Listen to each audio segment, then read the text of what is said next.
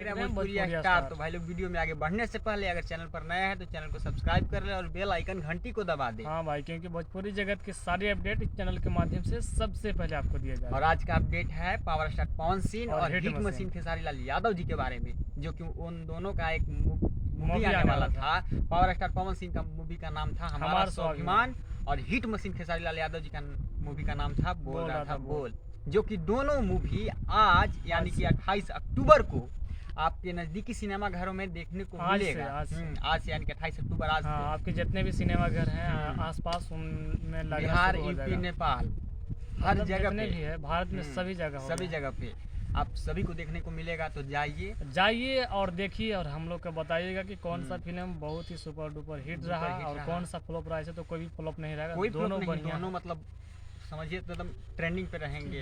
हाँ। आप लोग कमेंट में जरूर बताइएगा, कमेंट करके जरूर बताइए, आपके कमेंट का इंतजार करेंगे हम दोनों।